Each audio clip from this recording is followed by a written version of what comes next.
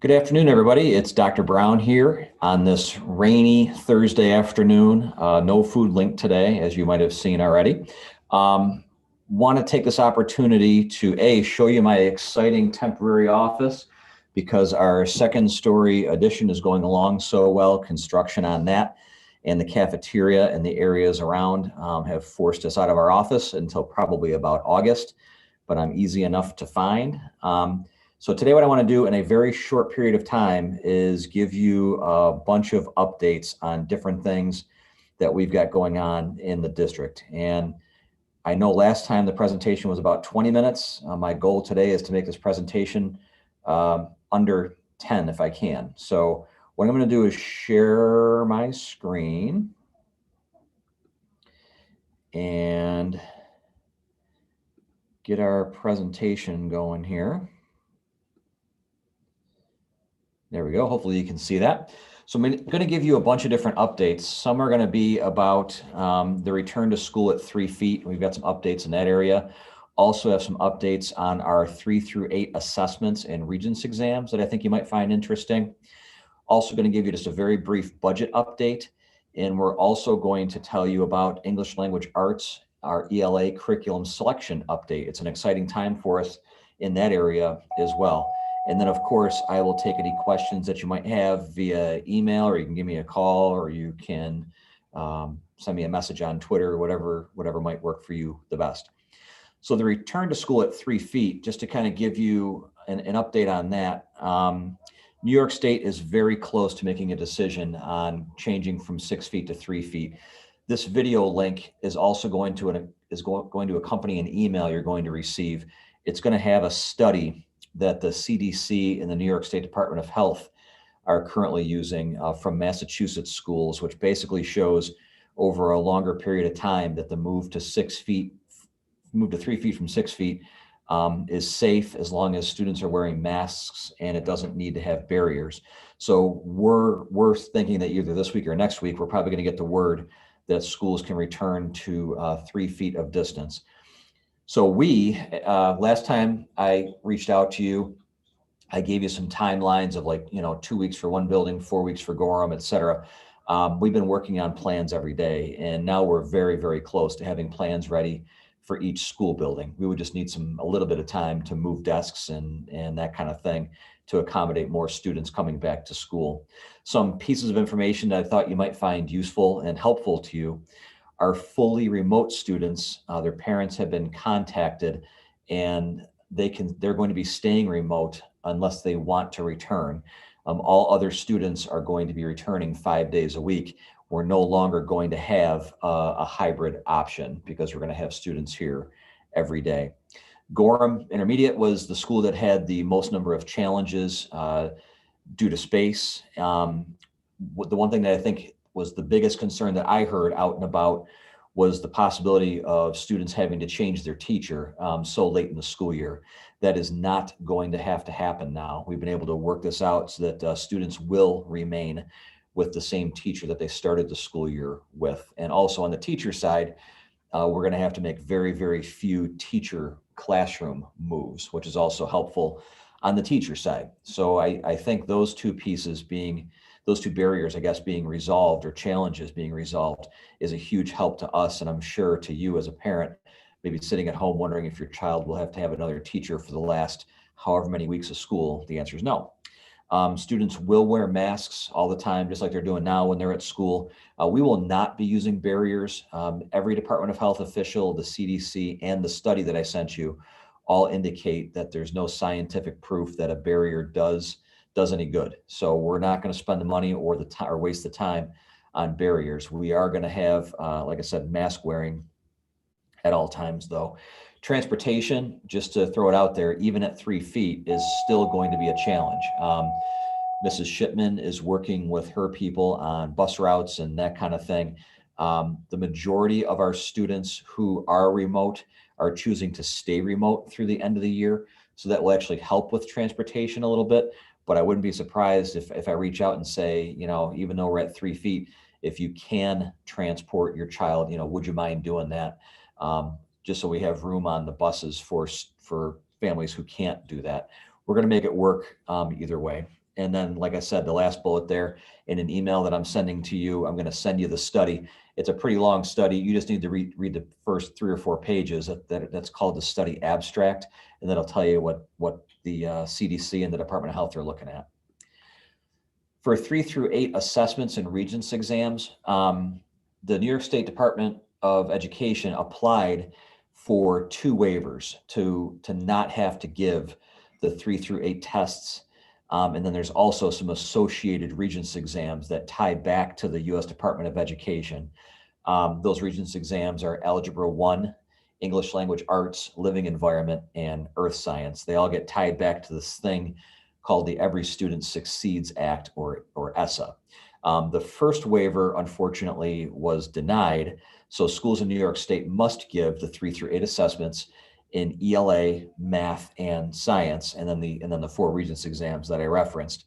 The 3 through 8 assessments, there's actually 2 sessions that are involved with 3 through 8 assessments.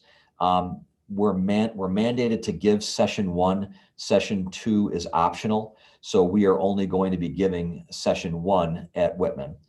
Session 1 is going to be shorter.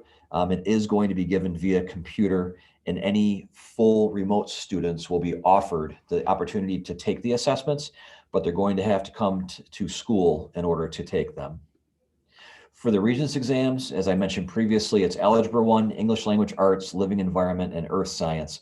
The scores on those exams will not be used to determine graduation status.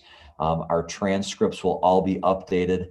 We're going to use the same process as we did at the end of last school year. So if you have a high schooler, and if you had a high schooler, that process is going to stay the same. And then Ms. Taft will provide many more details about that as we get closer, probably after spring break. So with the budget, I know some of you maybe have received a stimulus check. Some of you have heard about stimulus checks, and then maybe all of you have heard about the actual relief package to the United States from the federal government. It doesn't really change the outcome of our own budget. Our budget is still within the tax cap of 2.57% of a tax levy. It maintains all of our programs. It does look to the future because we don't know what the future is going to bring. And when I say future, it's not 10 years out. It's like, 2, 3, 4 years out. If we get federal funds through the stimulus plan, and we're being told that we could be given around $2.7 million, we've not been given any rules on how we can get that money, get access to it, or how we have to spend it yet. So once we have that, I'll be able to give you a better plan on that. But all in all, we'll use that money for forward budget thinking, just to make sure that we don't run into a fiscal cliff in a few years. And then in that email I'm going to send you, it will also have a link to our budget presentation as well, so you can get a look at what we're hoping to do here in the fall and next school year. So, and then the last thing that I have for you today is the selection of curriculum. As I said to many of our teachers, they only get, and in the course of a career, you may only be able to select curriculum maybe 2 or 3 times in a whole career. It's a pretty big deal. What we noticed when I arrived here at Marcus Whitman is that our English Language Arts and math scores just weren't competitive as we'd like them to be. So we assembled a very large English Language Arts, or ELA, committee that's been meeting for over a year.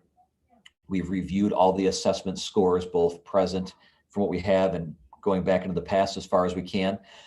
We've done a review of our existing curriculum and how we've delivered that curriculum.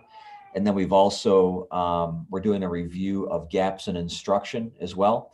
But I think one of the biggest breakthroughs I think that we've had, not just Whitman, but I think in education as well, overall, has been this concept of the science of reading and learning about the science of reading. It has to do with brain research related to how children learn to read and how they learn how to comprehend their reading. And that changes the thinking on what kind of curriculum we have, how we deliver that curriculum, and how we assess students moving forward. So we're excited about that. Where are we as of today? Well, yesterday was the day when the groups began to start reviewing some curriculum options. The options that were given to them, we had 4 options to look at for UPK to 8 right now. They are aligned to the standards.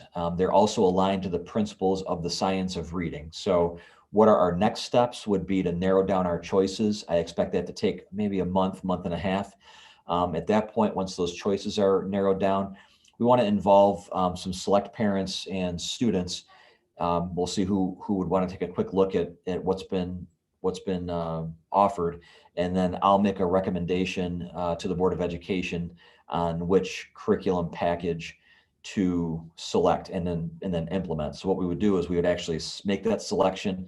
We would provide the professional development that's necessary to implement it correctly and fully, and then we would assess how that goes. So as I said to a group yesterday, the process of selecting the curriculum, professional development, implementing, reviewing, and moving forward, that's usually about a 3-year process. I would expect to see changes in achievement for our students in a positive way, probably in the next year, but you'll see it fully probably in the next 2 to 3 years. So we're excited about that as well.